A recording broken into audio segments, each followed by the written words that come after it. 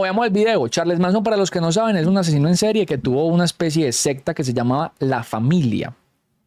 Ellos son los responsables del asesinato de la esposa de Polanski, el director de cine. Polanski, ¿es que fue? ¿Cierto que sí?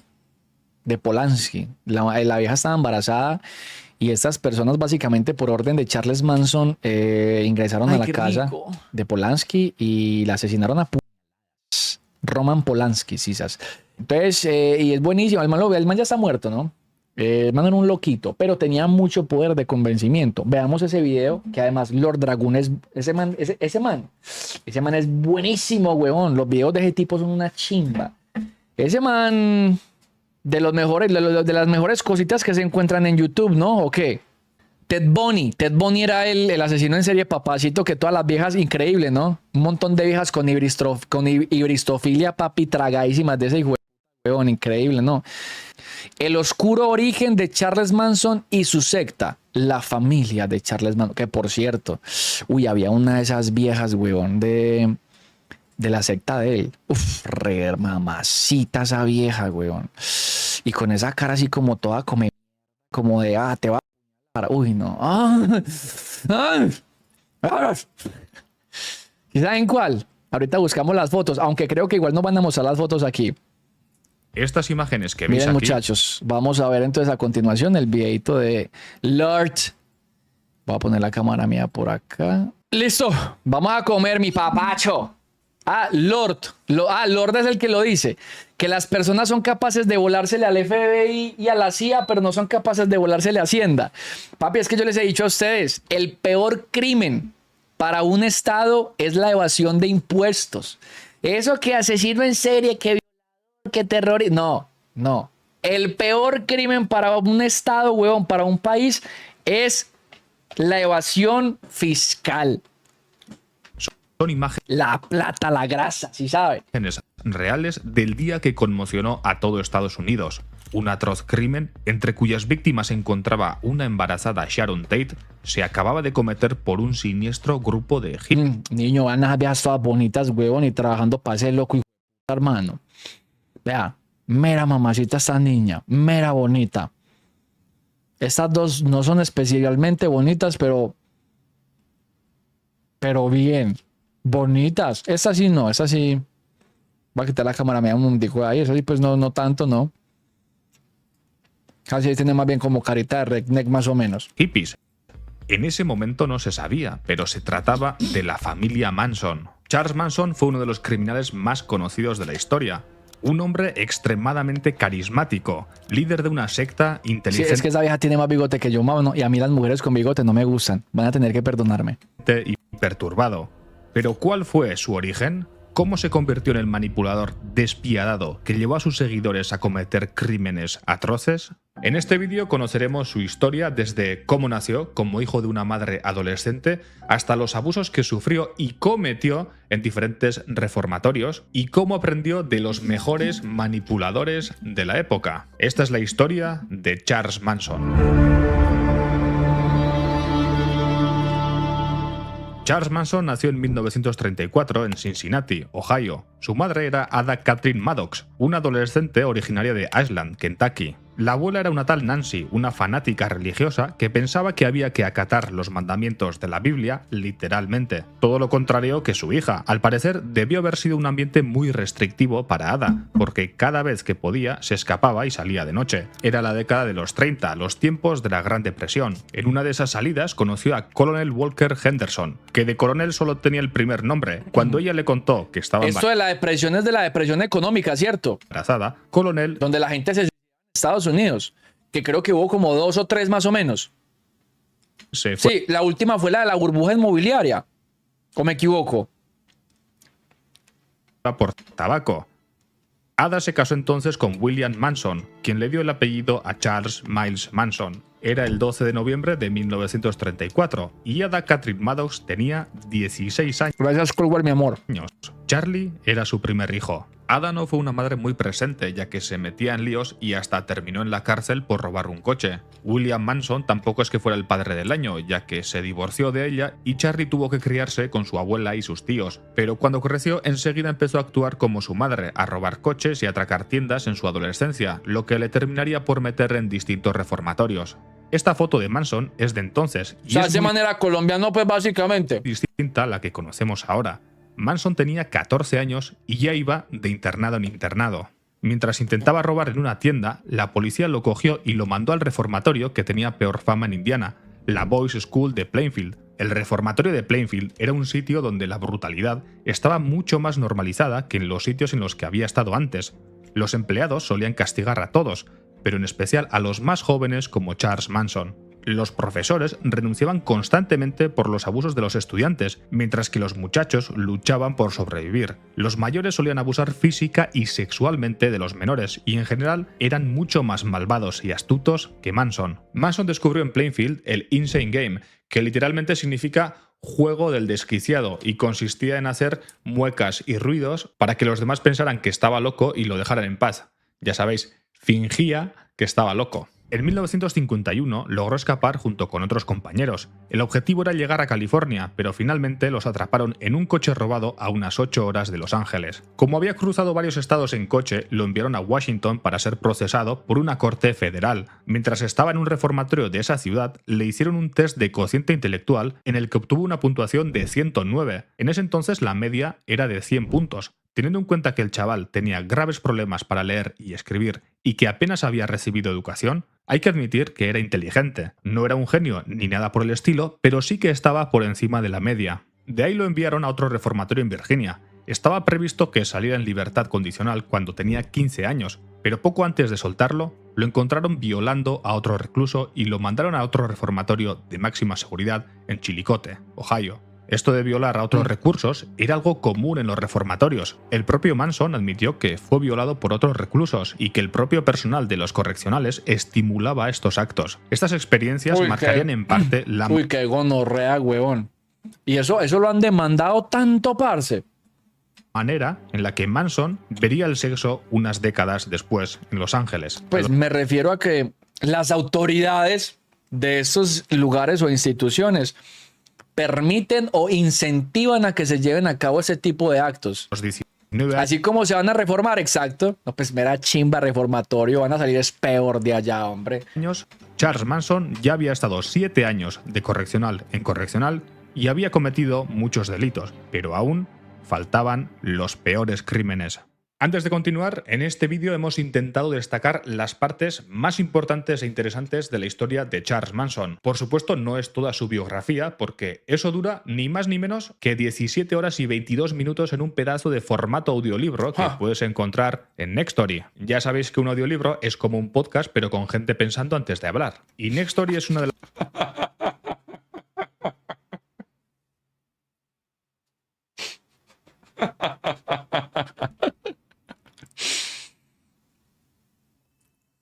Uy, sí, güey, puta, es muy fino, pa. Este marica es muy fino, weón. Las librerías más grandes con un catálogo de más de 300.000 audiolibros, ebooks y revistas. Y para acceder a todo este catálogo solo hay que pagar una suscripción mensual, pero ojo, porque lo bueno es que con mi código... Pa, este hijueputa nos metió una publicidad tan buena, hermano. Podéis suscribiros gratuitamente y probar el servicio durante 45 días para ver si os gusta o no. Esta promo es válida tanto para nuevos como antiguos usuarios. Yo os voy a recomendar 3 audiolibros buenos. Por supuesto, el audiolibro que ha inspirado marica, veámosla. Se lo merece, la verdad se lo merece. Vídeo, The Life and Times of Charles Manson, de Jeff Gwynne, El silencio de la ciudad blanca, de Eva García Sáenz de Urturi, muy buena novela negra autóctona ambientada en Vitoria y la narración está de lujo. Y por último, recién publicado, Las que no duermen, de Dolores Redondo. Asesinatos, misterios y ocurre cerca de mi casa, en Navarra. Si te interesa probar Nextory gratis, abajo te dejo un enlace con mi código y ahora sí, continuamos. Sí, de puta, es muy fino, pa. Hay que aprender mucho de este parcero para psicosis ambulatoria. Cuando salió del reformatorio, Charlie volvió al pueblo de sus tíos, McMahon, y trató de rehacer su vida. Esta es una foto de la época con dos minitas. A sus 19 años empezó a trabajar en un hipódromo y a tocar la guitarra como pasatiempo. Ahí se casó con Rosalie Willis, que en ese entonces... Por cierto, no sé si sabían, pero Charles Manson era músico. El man desde la cárcel publicó creo que un álbum o dos álbumes, no recuerdo muy bien. Tenía 16 años. La nueva vida de Manson no duró mucho. Unos meses después, su esposa quedó embarazada y los gastos médicos eran demasiado altos para él. Así que cruzó el río hasta el estado de Ohio y empezó a robar coches. De ese modo no se metía en problemas con los delincuentes de McMahon, que eran muy territoriales y a la vez quedaba fuera de la jurisdicción de la policía de Ohio cuando cruzaba el río de vuelta. A Charles le parecía un plan sin fisuras, pero fue uno de esos coches robados, un Mercury, el que hizo que terminara en prisión para adultos por primera vez. En realidad el juez pensó que no era necesario meter a Charles en prisión porque había robado el coche porque le preocupaban su esposa y su hijo nonato, así que le dio 5 años de libertad condicional, pero entonces le citaron por otro coche robado y Charles huyó. Le pillaron y lo metieron en la prisión de Terminal Island de Los Ángeles, por robo y por huir de la ley durante 3 años. Por cierto, el hijo, Charles Manson Jr., nació cuando este huyó y cuando lo metieron en prisión, Rosalie se divorció de él. En prisión, Charles se hizo amigo de los proxenetas y escuchaba las historias de cómo explotaban financiera y sexualmente a sus trabajadoras. Ellos le enseñaron que si en algún momento quería ser proxeneta, tenía que buscar mujeres vulnerables pero que no estuvieran locas. También aprendió... Todos sabemos que el hijo de Charles Manson es Emir, ¿no? Que no hay duda alguna de eso, ¿cierto? Para que le fueran incondicionales, debían quererlo y a la vez tenerle miedo. Y en la prisión de Terminal Island también aprendió mucho con Dale Carnegie. Sí, el tío de Cómo ganar amigos e influir sobre las personas, el libro de autoayuda que estaba de moda antes de que se pusiera de moda Marco Aurelio. Carnegie no daba clases en prisión, pero sí tenía un curso por correspondencia de 4 meses. Manson se inscribió, leyó los libros de Carnegie y destacó bastante en el curso. Le encantaban casi todas las ideas que presentaba el autor, como todo lo que usted y yo hacemos surge de 2 motivos, el impulso sexual y el deseo de ser grande. La única manera de influenciar a otra persona es hablarle de lo que quiere y mostrarle cómo puede lograrlo. O dramatiza tus ideas. Aprendió tanto en prisión que cuando salió ya tenía el trabajo asegurado. Se convirtió en proxeneta y se casó con Leona Rae Musser, con quien tuvo otro hijo, pero enseguida volvió a la cárcel. Esta vez se empezó a juntar con tíos que creían en el espiritismo, en el hipnotismo y en la iglesia de la cienciología, una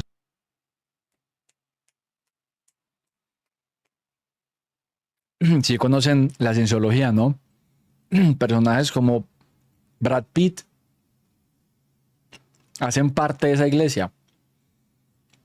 Ahí solamente hay gente mega ultra hipermillonaria, la famosa cienciología. Tom Cruise, no es Brad Pitt, mala mía, es Tom Cruise, mala mía. Yo aquí levantando falsos testimonios, es Tom Cruise y otros personajes famosos. El duro de esta religión ha estado envuelto en una cantidad de escándalos los hijos de puta, incluyendo a sus propias hijas, ¿no? Creo que hay temas de como de abusos sexuales, ¿cierto? ¿O me equivoco? Pero pues, nada, usted sabe que la ley es para el pobre. Una especie de secta fundada por el escritor de ciencia ficción L. Ron Hubbard, del que hasta el mismísimo Tom Cruise se hizo adepto. Charles no se convirtió en miembro de la cienciología, pero sí que aprendió todo lo que sirviera para manipular personas. En 1964, Leona se divorció y obtuvo la custodia del segundo hijo de Manson. Papi, esa iglesia es... Ahí hay la cantidad de grasa de ballena que hay, hermano. ¡Wow! Mientras tanto, Manson escuchaba en la presión a los Beatles, que se habían convertido en un fenómeno de masas en Estados Unidos. En esa época también se hizo amigo de Phil Kaufman, un productor musical arrestado por posesión de marihuana.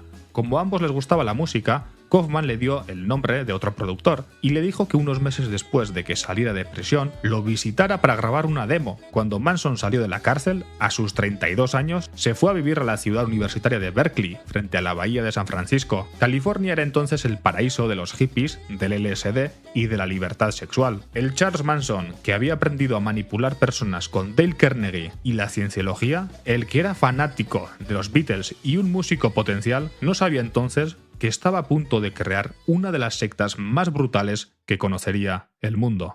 Ve, mira la bozudita, ve. Esa vieja es pionera, básicamente.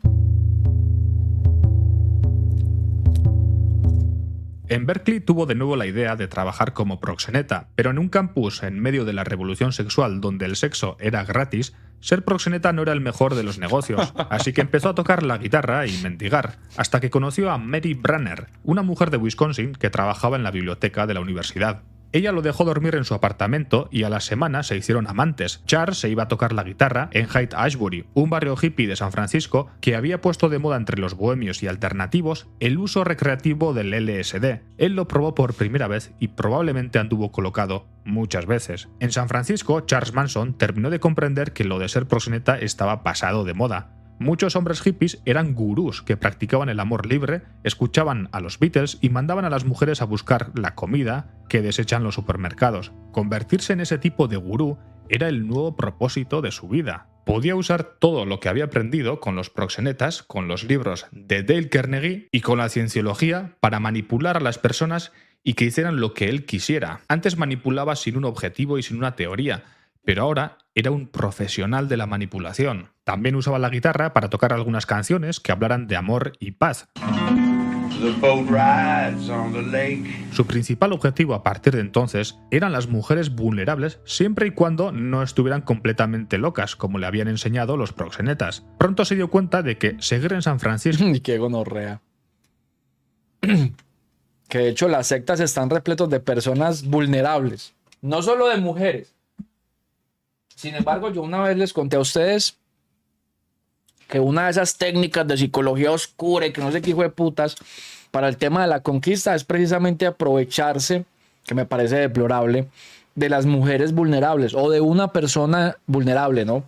Que está pasando por una pérdida, que usted mismo la puede hacer pasar por algo maluco para luego ofrecerle la mano y ayudarla. Eso es una gonorrea de estrategia. Ya vengo, esperen. Hombre, los hippies. A mí me hubiera gustado ser un hippie, la verdad. Emir, si llega a ver el stream, encontramos a tu papá. Emir ha visto videos míos, ¿sabían? El parcero, cuando yo lo conocí, él ya me conocía, pues ya había visto videos. Y ahí de vez en cuando intercambiamos palabras por Instagram. Ese marica es un bacán, weón. Ese man es un muy buena gente, parce. Significaba competir con otros gurús, así que después de un tiempo se compró un autobús escolar que repintó de negro y al que le puso el rótulo de Hollywood Productions. Luego se fue a Los Ángeles con Mary y dos chicas más que había incorporado a su culto, Lynette Fromm y Susan Atkins. Estas dos eran chicas que venían de situaciones familiares bastante complicadas y que habían intentado quitarse la vida. Era el comienzo de la familia Manson. Otra razón importante para viajar a Los Ángeles era la promesa que le había hecho su antiguo compañero de prisión, el productor musical. Ahora que ya había pasado un tiempo en libertad y se había renovado como gurú, podía ir a la discográfica para que lo grabaran y se convirtiera en una estrella musical. Era finales de 1967 y acababa de cumplir los 33 años, la edad de Cristo cuando lo crucificaron. Manson tenía el pelo largo, venía de un entorno bastante cristiano y estaba montando un culto con las personas rechazadas por la sociedad. Así es como de repente se le ocurrió que él era la reencarnación de Jesucristo. Ojo porque... Muñe, ¿por qué será que las personas con mayor potencial siempre se pasan para el lado oscuro? Porque ser bueno no paga, parce. Porque ser bueno no paga. Muestra de esto es Nikola Tesla. Nikola Tesla era una persona con mucho potencial. Muchísimo potencial. Más que otra caterva, hijos de puta, que no es que hayan hecho la gran cosa y aún así lo siguen enseñando en los colegios. ¿Y cómo terminó? ¿Cómo murió Nikola Tesla, muchachos? Ser bueno es un camino de ingratitud. Y aquel que lo recorre es porque no quiere reconocimiento y tampoco espera grandes ganancias, weón. Suena feo, hermano. No digo que comparta ese pensamiento, pero las cosas como son. Ser bueno no paga, weón. Lastimosamente. Entonces la gente ve que tiene potencial para algo y monta su empresa de estafas, monta su emprendimiento para robar, monta su emprendimiento para hacer cosas que no van a beneficiar sino solamente a ellos. Así es. O sea, no aplica para todos. Ojo. No aplica para todos. Pero las cosas como son, huevón. ¿Qué más vamos a hacer? No. O sienten que estoy diciendo mentiras. Solito y sin billullo, sí. Así murió el viejo Nikola Tesla. Una de las personas para mí más inteligentes que ha parido esta tierra, hermano. Y vea cómo terminó. Murió en un apartamento regonorrea, sin comida, en la inopia, raquítico, donde conseguía poquito dinero y ese dinero lo invertía comprándole comida a las palomas porque al marica le fascinaban las palomas. Prefería darles comidas a ellas que al mismo. Y se nos fue. Exactamente, Ángel. Entonces, muy buena esa pregunta. ¿Por qué la gente con tanto potencial termina entregándose al lado oscuro?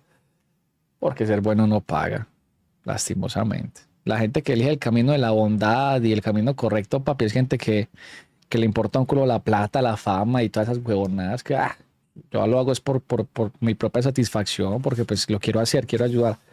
Pero pues eso no sucede en casi la gente. Eso no sucede casi nunca. Cuando hoy sucede que alguien ayude a otra persona de manera desinteresada. Es muy raro, ¿no? Es muy extraño ver algo así.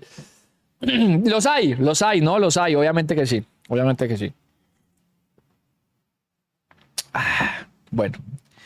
Continuemos. Este es un clásico en las sectas. Al principio aparcaban el autobús donde podían y dormían ahí. Las mujeres mendigaban dinero y se lo entregaban a Charles. También buscaban comida a punto de caducar. Papi, ese marica la hizo re bien. Pues, o sea, no me malentiendan.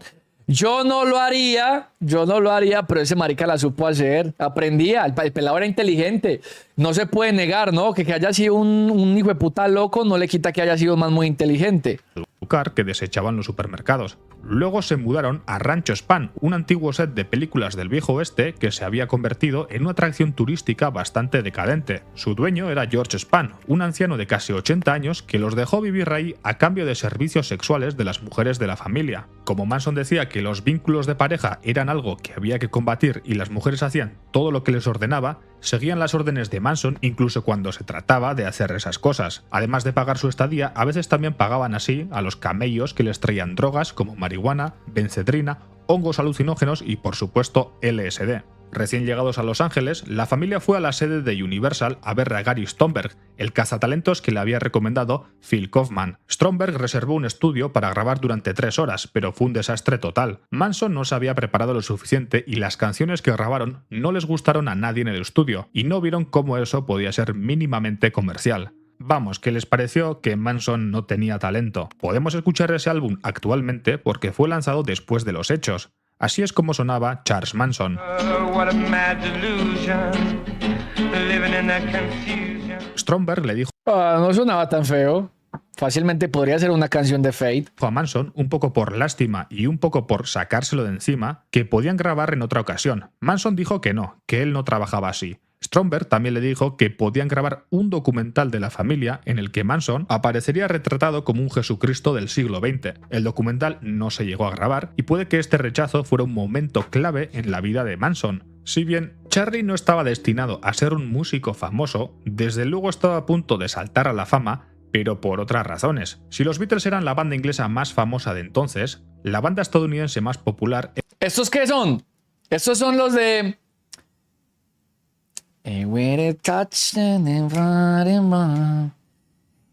Los que cantan Staying Alive, Staying Alive. ¿Cómo es que se llaman esos manes? Los Biggies. Esta gente tiene unas canciones muy buenas, gonorrea. Uy, parce, esa canción. Esta canción está de... A ver, espera un momentico. Biggies. Esta canción es muy buena, niño. Esa gente...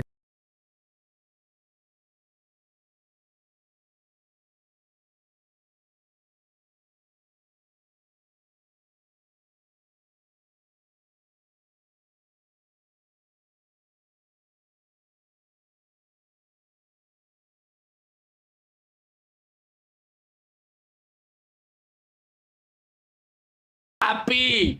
Eso es mucho el temón, weón. Eso de maricas cantadas muy bueno, mano. Qué hijo de puta bandota, weón. Pero yo no sabía que esos maricas que entran al directo y lo primero que veo es eso. Yo no sabía que ellos eran la banda más famosa de Estados Unidos en ese entonces. Es que en ese entonces había música muy buena. Yo siento que la competencia musical de ese entonces, parce, Era brava, ¿no? Aguerrida, ¿o qué? Muy, ¿eso qué género musical viene siendo? No sé, eso no es música disco. Por ejemplo, la de Staying Alive de tiriririn, tirin, tirin. Ellos cantan, hay una canción que todo el mundo conoce por ley. O bueno, al menos hasta mi generación, que creo que es lo mismo. Esta canción es de ellos. Y eso es como disco. Esta.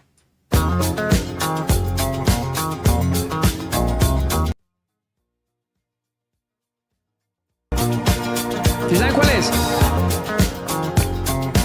Creo que es disco. Ah, eso es funk. Eso es funk. Bien, bien, bien. Temazo, papi, no. O sea, uy, esos manes como se ahorcan los testículos con esos pantalones en ese entonces. Mira ese marica como se le... Mano, los hombres no tenemos pata de camello y mira cómo se le hace una pata de camello, huevón, ve. Ay, gonorrea. ¿Oíste? O sea que Boney M, los que cantan Rasputin, eso también es funk. Eso también es funk.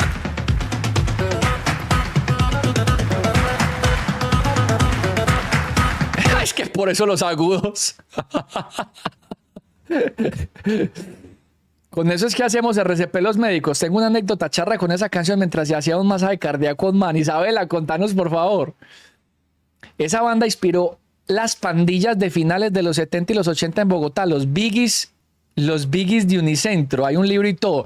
Los Biggies, estos inspiraron a las pandillas. Esto escuchaban los malandros en aquel entonces. Esto. No me jodas. Pero todos los ladrones eran unas locas. Eso marca unas locas, pues, no. Temazos. Tenemos que hacer un stream escuchando musiquita para recomendar temas bien sabrosos, papi, bien sorneros. Sisas, hay un documental en Prime también. Sisas, pero en Unicentro, eran pandillas gomelas. Aquí en Colombia. Ah, espera. Estamos hablando aquí en Colombia. No me jodas. Boney M es disco. Eurodance R&B. Ah, ok. Ay, no, marica, eso está muy interesante. No, yo no tenía ni idea. A ver, venga, busquemos un video en YouTube a ver, para que lo veamos ahorita, sí. A ver. Pandillas de Unicentro. ¿Cómo así que pandillas de puros gomelos? Ay, sí, huevos, mira. Se llamaban los Biggies. Los Biggies de Unicentro. ¿Podríamos ver este videito ahorita o qué? Ahorita lo vemos, muy charro, ¿no? Eran los Beach. Bueno. Estos son los Beach Boys. Toda la bulla que le hicimos a los Biggies, marica. Y eran los Beach Boys. Igual nos oyamos unos temas bien sorneros, bien sabrosos, ¿no? Beach Boys. Opa, ¿y ese paso? Popular eran los Beach Boys. ¿Y este paso? ¿Ah? ¿Ustedes sabían que escuchaban las pandillas de Jamaica? Hace, no sé, por allá en los 80 quizás o los 70. Puro ska, huevón. Puro ragtime. Creo que lo primero se llamó ragtime. Es más, vale, les cuento, les voy a contar algo, papi. Esa historia es muy chimba, huevón. Hubo un pianista muy famoso que se llama Scott Joplin. El man era negro. Y el man, ustedes han escuchado esta canción, ¿verdad? Esta obra, ¿no? Esto era pura música de cantina así en la época de Red Dead Redemption. Miren eso, muchachos.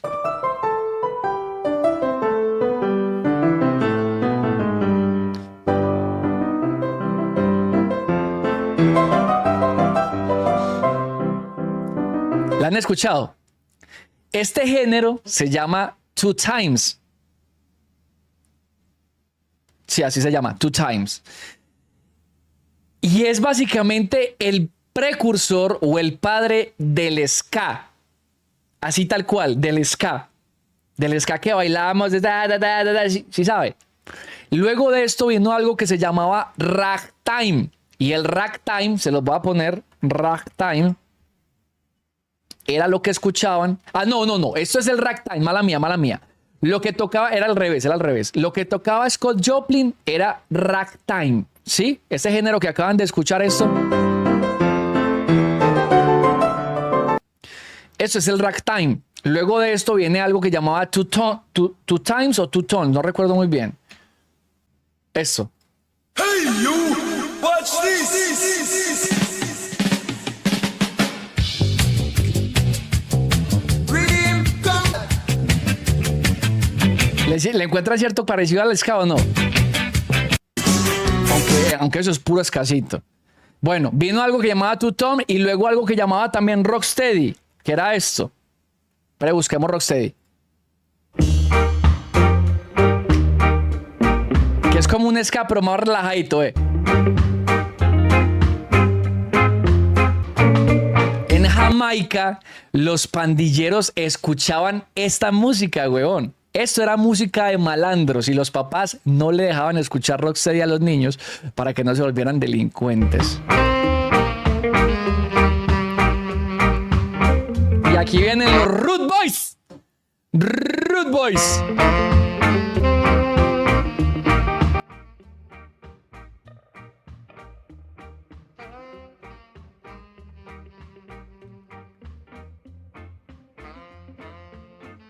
Mírenlos, mírenlos. Todos malandrines. Con sus carabinas y toda esa mierda, weón, vea. Y esos maricas iban a fumar vareta, papi, a tomar y a emborracharse escuchando puro Rocksteady, weón. ¿Cómo se llama la del piano? El compositor se llama Scott Joplin y la que les puse exactamente se llama The Entertainment, que fue muy utilizada por Charlie Chaplin. Scott Joplin tienen unos temas muy chimbas, weón. Mira, lo encuentras así. Scott con doble T. Scott Joplin. Como Janet Joplin, ¿no? Es este, mira. Esta de Entertainer es la que les puse ahorita, pero ese marica tiene una chimba. Esta, por ejemplo, de Maple Left Rag es buena, weón. Esta. Es chimba, es chimba. Eso es pura música de cantina de aquel entonces. Dice, la historia es que llegó un man con una fractura de fémur bilateral. Uf, como eso tanto entró en paro por pérdida de sangre. Cuando llegué el médico me pidió que hiciera masaje cardíaco. Era mi primera vez en una persona real. Entonces empecé a cantar suavecito Staying Alive para seguir el ritmo adecuado del masaje.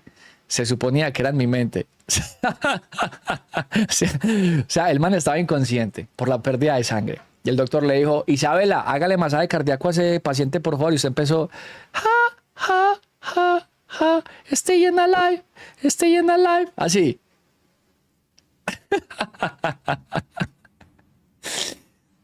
Dice, pues resulta que no me di cuenta que lo estaba haciendo en voz alta. Mi compañero que estaba dándole ventilaciones me escuchó y me miró como, parce, ¿qué estás haciendo? Y yo intentando dar las compresiones me empecé a reír y él también se empezó a reír. Venga, esto no sale en un capítulo de The Office. ¿Cierto que sí? Hay un capítulo de The Office donde le están dando como una especie de preparación de primeros auxilios. ¿Cierto que sí? ¿Cierto que sí? Uy, pa, The Office es muy bueno, gonorrea. Venga, busquemos ese pedacito. Uy, mano. The Office es una serie muy buena, parce. A ver. The Office, Staying Alive. Sí, hágalo acá, mírenlo acá. BRC, ¿sí? ¿Qué significa? Papi, Michael Scott es muy fino, huevón. Ese man me hace reír mucho, parce. Ventilación. Correcto, aunque es... Es este man, uy, pa. Se los puse doblado al latino. Porque sé que les fascina doblado, ¿eh? Yo les entrego lo que ustedes quieren. Yo soy la voz del pueblo, pa. Mentiras, es mejor en inglés, es mucho mejor en inglés, papi, con subtítulos, pero pues dado el caso, pues se lo voy a poner aquí doblada, listo. Es algo asqueroso, ese que acabo de decir que él debería dar el curso, despelleja el maniquí y se pone la piel en la cara. tipo. Velo. Ahí es. Daiva es muy fino. Dwight es el man, ¿no? Marica, qué chimba, a mí me parecía muy... Ustedes me van a tener que perdonar, pero a mí me parecía muy sexy cuando esta mona... A mí esa mona me parece muy sexy, ¿no? Bueno, me empieza a parecer sexy como desde la segunda temporada aproximadamente, esta vieja. Como por lo resguardadita que es, como, ay, yo soy muy sana. Es muy mala clase, qué carácter de mierda tiene esa mujer, pero me parecía muy sexy. Y cuando ese marica de Dwight se la empieza a comer, papi, yo como... ¡Oh! Mano, ¿y eso qué? Ángel, así que en la oficina, que por acá, que en el escritorio, que tin. Uy, a mí me parecía que ese contraste era como tan sexy, como, ay, no, hacia los demás soy una persona toda reservada, pero soy mera en la cama. Y yo como, ay, Ángela, Ángela, Dios mío. Muñoz, ¿vos te pareces a ella? ¿Qué va? Ey, hacer RCP cansa. Para todo el personal de salud del canal. Esto cansa, muchachos.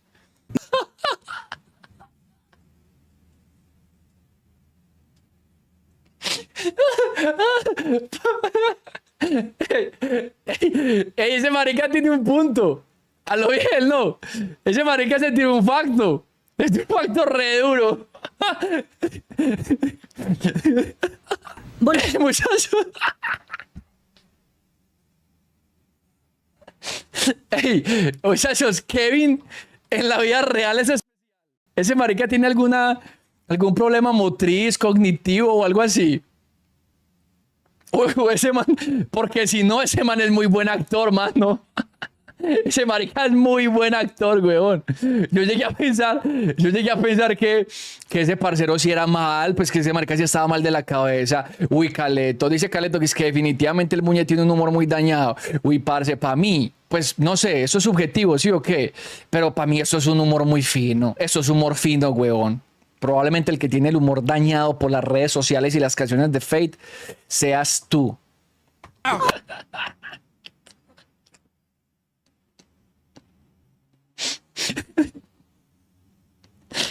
Ese piro es un loco.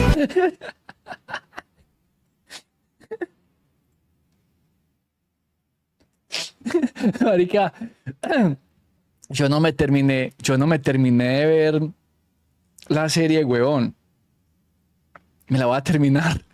Me la voy a terminar. 11 y 11, muchachos, pidan deseo. Que nos compran los deseos siempre y cuando no se hace daño a los demás. Esa serie es buenísima, parce. Pero ¿no les parece muy irónico que salven vidas haciendo masaje cardíaco con una canción que dice mantente vivo, staying alive? Staying es manteniéndose vivo, ¿cierto? Manteniéndose vivo. Vea usted. Coincidencias, ¿no? Coincidencias de la vida, huevón. Esa serie es muy buena, hermano. Lo malo que no sabe uno por qué se ríe. No, ese humor de esa serie es una chimba. Venga, la vieja que estaba bailando, la hindú, se me olvida cómo es el nombre de esa vieja. ¿Esa vieja era guionista de la serie también? Ah, yo no sabía. Yo me la vi en el idioma original y me dio más risa. Es que en el lenguaje original y subtitulada es muchísimo más charra, weón. Es muy buena. Creo que está en Netflix, por si alguien se la quiere ver. No sé si todavía es el Netflix. Creo que hasta donde recuerdo yo me la vi en Netflix. Pero ¿saben dónde sí está con seguridad? En el Mágico. Porque todo televisor colombiano tiene el Mágico instalado. Ahí debe estar por ley. Ya la quitaron de Netflix. Toby también era guionista. Uy, parce, meros tesos. Ah, no, me están diciendo que sí está. Me están diciendo que sí está en Netflix todavía. Bien, bien, bien. Bueno, continuamos con el video. Continuamos con el videito. Qué chimba esos desvíos, mano. Un día, su baterista Dennis Wilson iba conduciendo cuando vio a unas chicas hacer autostop. Dennis Wilson paró y accedió a llevarlas. Empezaron a hablar y en lugar de bajarse en su destino, se quedaron a dormir con Wilson. Eran las chicas de la familia y no paraban de hablar de Manson. La madrugada siguiente, cuando Wilson volvía de la productora, vio cómo un desconocido se le acercaba. Cuando se iba a poner a la defensiva, el desconocido, Manson, se agachó y le besó los pies, a lo Jesús. A partir de ese día, varias mujeres de la familia se quedaron en casa de Wilson. Durante los meses siguientes, entre comida, gasolina, facturas de choques de coches e incluso facturas médicas para tratar la gonorrea a él mismo y a miembros de la familia, Wilson gastó unos $100.000. Como asiaditas las nenas de la familia, ¿no? A través de Wilson, Charles Manson conoció a más personas del mundo de la música, como Terry Melcher, un productor musical muy joven y con muy buenas influencias. Manson llegó a componer una canción llamada Cease to Exist para los Beach Boys. Unos meses después, cuando la canción salió a la luz en el nuevo álbum de la banda, Manson no aparecía como coautor o como compositor. Incluso cambiaron el nombre a Never Learned Not to Love. Para entonces, la familia Manson se había mudado a otro rancho en el Valle de la Muerte, una zona de California totalmente despoblada, porque el propio Manson temía que algunos de los miembros se escaparan. Ahora había más hombres, pero el grupo seguía siendo mayoritariamente femenino. Había nacido varios niños como Sezozose Sadfrak Glut, hijo de Susan Atkins y Bruce Davis, que fue nombrado así por Manson, o Valentin Michael, hijo de Mary Brunner y el propio Manson, pero que tenía el apodo de Pooh Bear o Oso Pooh. Manson también había mudado a la familia porque temía que comenzara una especie de apocalipsis racial. Durante esos años, los Panteras Negras habían ganado mucha notoriedad. Ronald Reagan, que entonces era el gobernador de California, le declaró la guerra a los Panteras y por eso había frecuentes enfrentamientos armados entre policías y miembros de la organización. Como vivió en los Apalaches, Indianápolis y Los Ángeles, Manson pensaba que los negros conocían su lugar en la sociedad estadounidense, pero una milicia como los Black Panthers le hacía pensar que esos tiempos pacíficos se habían acabado. Manson pensaba que pronto los blancos y los negros se enfrentarían en una especie de guerra civil racial y que los negros ganarían. Entonces su plan era llevar a la familia a un páramo apartado en medio del Valle de la Muerte y después de que los blancos fueran... Muchachos, ¿no les parece que Lord Draug es muy parecido a Oredrain? El miembro de la comunidad que me dio posada en Villavicencio. Mira. Para, es momento de que tu pichón vuelva a abandonar el nido. Mira, El man es huevón. pro hacker de todo, Villavo. ¿Qué más, Míralo. viejo? Ore, ¿cómo vas, Mile? Ay, conorrea, así igualito, Pero-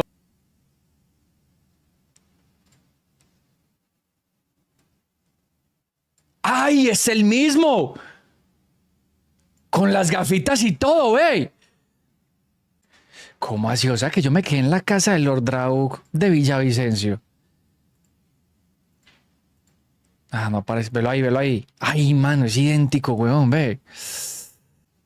Sí, eso de Drain. Nos mintió todo este tiempo el maldito ese.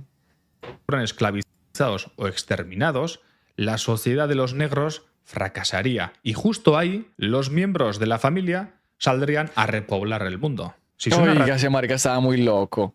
racista es porque lo es. Manson creció en una zona a cuyos lugareños en Estados Unidos se les llama despectivamente hillbillies o billies de la montaña. Son gente blanca que vive en los Apalaches y que es catalogada como gente blanca muy simple, religiosa y conservadora. Manson pensaba en la paz y el amor siempre y cuando no se incluyera a los negros en el plan. Además de buscar a mujeres vulnerables y hombres que siguieran a esas mujeres, Manson mantenía al grupo unido a través de la sugestión. De hecho, cuando se mudaron a Los Ángeles, Manson empezó a no tomar el LSD. En lugar de drogarse él, suministraba el ácido a los miembros y los sugestionaba cuando estaban drogados. En un punto... Marica, lo que pasaba que también con el culto este de los Hashashins, de donde viene el videojuego de Assassin's Creed, que eso sí existió. Se llamaban Hashashins. El duro ese de la montaña, que se me olvida el nombre, en la vida real, los drogaba con hashish, por eso les decían Hashashins o algo así. Y mientras estaban drogados, el man hashishin. Y cuando estaban todos drogados, vueltos mierda, el man les mostraba el cielo, que era pues prácticamente un harén con un montón de mujeres, huevos, pues, doblegados. Los hombres somos doblegados en cualquier lugar del mundo, ¿no? Y con comida y toda la vuelta. El otro día se despertaban, el man les decía que ese era el cielo y que si querían ir al cielo tenían que seguir sus instrucciones. Mera vuelta, no. No El Mualim. solo quería que creyeran que era Jesucristo, también se hacía llamar Dios y el diablo a la vez por sus seguidores, aunque fueran dos cosas totalmente contradictorias. Los libros estaban prohibidos porque los escritores envenenaban la mente, con excepción de una Biblia que era propiedad de Manson. A los niños los dejaba criarse a su aire y se consideraba que todos eran sus padres y sus madres, y aunque parezca contradictorio, el alcohol estaba totalmente prohibido. Pero estar en medio de la nada no era sostenible. Marica, eso es re lindo, ¿no? Cuando estaban en Los Eso todavía existe, supongo, ¿cierto? Ángeles era muy fácil encontrar LSD u otras drogas, pero en el Valle de la Muerte era imposible, así que tuvieron que volver al rancho Span y aquí es cuando ocurrirían las mayores atrocidades de la familia Manson.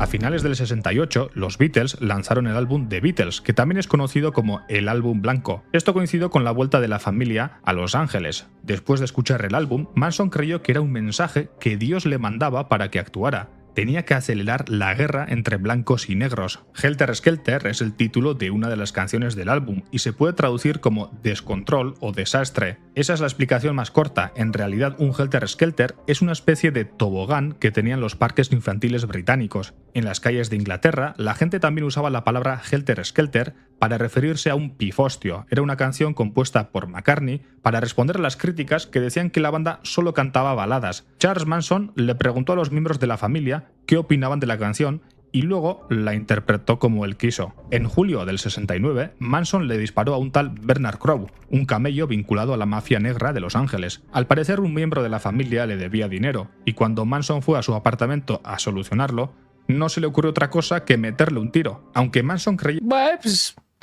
solución es solución, ¿no? Al fin y al cabo, ¿o qué? que lo había matado. En realidad el camello sobrevivió y años después sería un testigo Bueno, pues no fue tan buena la solución. en el juicio contra Manson. Mientras la familia cometía algunos crímenes, como el robo de varios Volkswagen Beetle, Manson veía que el dinero se había acabado. Normalmente cuando llegaba un nuevo miembro, traía algo de dinero, que servía para mantener en pie a la secta, pero ya no estaba Wilson para darles dinero y en un punto dejó de unirse gente.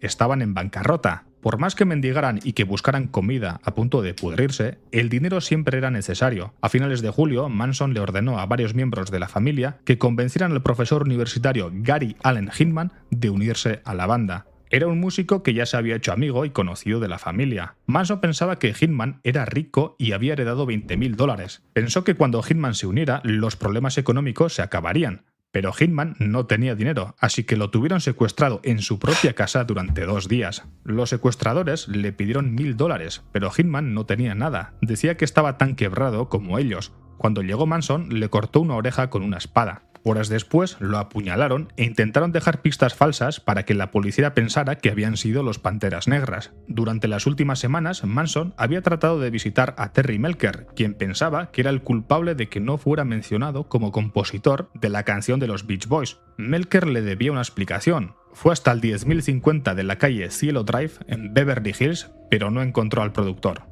En lugar de eso, descubrió que ahí vivían el director de cine Roman Polanski y su esposa de entonces, Sharon Tate. La madrugada del 9 de agosto, unas semanas después del asesinato de Hinman, miembros de la familia Manson fueron a la casa de Cielo Drive. Manson les había dado la orden de destruir todo lo que pudieran. Cuando uno de los que estaba en la casa le preguntó a Tex Watson quién era, este le respondió: «Soy el diablo y vine aquí por asuntos del diablo». Asesinaron a Tate, que tenía 8 meses de embarazo, y a las demás personas que estaban en la casa. Polanski se salvó porque en ese momento estaba en Europa grabando una película. Por cierto, sí, la última película de Tarantino, Érase una vez en Hollywood, se basa libremente en estos sucesos, con Margot Robbie actuando como Sharon Tate. Estas son imágenes... Qué horror, parce, no. En la película de culto esta de La Naranja Mecánica, le hacen también una especie de homenaje a eso. En donde llegan esos manes todos loquitos vestidos con la pata de camello ahí prácticamente y matan a la... Solo que a esa mujer sí la asesinan delante de su esposo.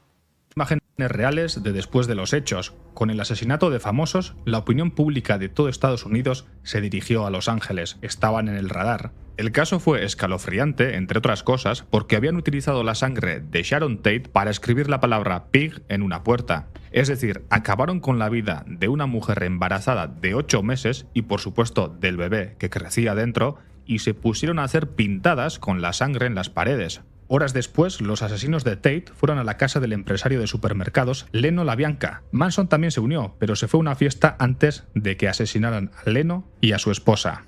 Una vez más, usaron la sangre para dejar mensajes, Helter Skelter, con un error ortográfico incluido, muerte a los cerdos y levantamiento. Cuando ocurrieron los hechos en el 69, el empleo de huellas dactilares como evidencia era poco común. Esto significa que los asesinos de la familia no tenían que preocuparse por limpiar sus huellas.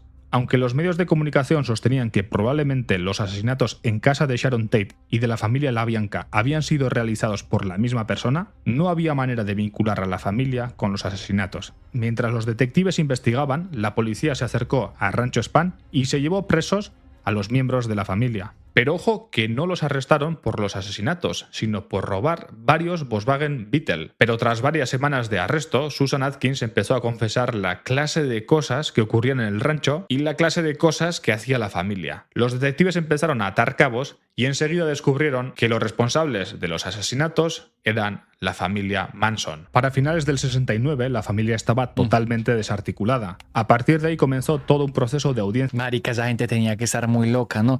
Pues al fin y al cabo el man se aprovechaba precisamente de personas vulnerables, que son fáciles de manipular, se les meten ideas huevonas en la cabeza. Ustedes saben cómo funciona eso básicamente. Qué cagada, parce, no. Qué pesar de Sharon Tate, mano. Sharon Tate, sí, Sharon Tate, que a pesar de Sharon Parr, esa vieja con 8 meses y esas gonorreas asesinando la punta de allá y al bebé, desde luego. No, ahora imagínate vos ser Roman Polanski y darte en esa época los celulares negativos, no, eso 999 era puro teléfono fijo y vos darte cuenta por teléfono, hermano, cuando llegaste al hotel o cualquier huevonada de que asesinaron a tu esposa. Y vos devolverte para tu casa y encontrarte con tremenda escena de mierda, que los muros fueron manchados con la sangre de tu mujer y escribieron huevonadas con ella y, uy, no, pues para volverse uno loco, parce, no. Qué horror, ¿cierto que sí? Y juicios en el que casi todos recibieron cadena perpetua. Aunque Charles Manson no asesinó directamente a nadie, el escenario del Helter Skelter planteado por el fiscal Vincent Bugliosi inculpó a Manson como autor intelectual de los crímenes. Iba a recibir la pena de muerte, pero fue abolida en el estado de California en 1972, así que se la conmutaron por una cadena perpetua. En su juicio de 1971, Manson se talló una X en la frente, luego la convirtió en una esvástica. A partir de entonces, esa ha sido la imagen que conocemos de él. La teoría del Helter Skelter es la versión oficial. Sin embargo, hay otras teorías. Tom O'Neill publicó en 2019 el libro Chaos, Charles Manson, la CIA y la historia secreta de los 60s, en el que desmiente la versión oficial del fiscal Bugliosi. O'Neill sostiene que las fuerzas de seguridad de California sabían de la existencia de la secta de Manson y no investigaban o hacían mucho. Para O'Neill, lo de la guerra racial y la canción de los Beatles era un chivo expiatorio. O'Neill también dice que Manson pudo haber sido parte de un experimento del MKUltra dirigido por la CIA. Otra teoría es la más simple de todas, el resentimiento. Charles Manson era un ególatra y un sociópata. Yo no creo que eso tenga nada que ver con el MKUltra, la verdad. Ok. No. Muñe, ¿cuál crees que es el mejor castigo? ¿La muerte o la cadena perpetua? El mejor castigo, yo digo que es cadena perpetua, huevón. La muerte es así, es como, ya, yo creo que la muerte es un premio al fin y al cabo para ese tipo de personas. ¿O qué opinan ustedes? Aunque con eso erradicarían, pues, entre comillas, ¿no? Lo que les dije ahorita, consecuencia y origen. Erradicarían el mal de esa persona, pero pues yo creo que eso es como una especie de premio, ¿o qué? Que no pudo soportar el desprecio de productores de la escena musical como Terry Melcher y de Dennis Wilson, que no lo incluyó como compositor en una canción de los Beach Boys. Según esta teoría, Manson estimuló a sus seguidores a asesinar como represalia a la clase de gente que lo rechazó como artista. Me están diciendo que el asesino de las bombas, el Unabomber, que también fue parte del proyecto del MKUltra. ¿Quieren? Yo no conozco el caso del Unabomber, muchachos. ¿Saben de un video chimba que nos podamos ver donde expliquen eso? Porque yo no conozco ese... ¿Recuerdan el día que estábamos viendo el video de Luisito Comunica de la escuela esta de Harvard, de la Universidad de Harvard? Que el Unabomber era de Harvard. Que ustedes me hablaron de ese man, pero yo no tenía ni idea. Yo de ese man no conozco nada. ¿Lo vemos o qué? Va, vamos a verlo pues. Va. Él tiene un... Lord Dragur también lo tiene. No se diga más. Y compositor. Y también existe la teoría de que simplemente estaban quebrados. A fin de cuentas, mendigar no iba a aportar suficiente dinero a la familia y no podían esperar a que todos los nuevos miembros que llegaran trajeran tarjetas de crédito de sus padres. El asesinato del profesor Gary Allen Hinman por $1000 puede explicar un poco los motivos. De todas las teorías, puede que la que más descabellada parece es la del experimento MKUltra. Sin embargo, en este canal ya hemos tratado otro caso como el de Ted Kaczynski, que en su juventud fue víctima de unos experimentos de la CIA y se convirtió en un ermitaño y extremista que enviaba paquetes. Este es el del Unabomber, ¿sí? Bomba a académicos de Estados Unidos. La historia de Ted es tan rocambolesca que cualquiera pensaría que es una teoría conspiranoica, pero no lo es. Sí, este es. Si quieres conocer su historia, haz clic ahora mismo en la imagen y recuerda que tiene... Breve. Vamos a ver entonces el del Unabomber, pero de Fusco. ¿Cómo así que ese man fue experimento de la CIA?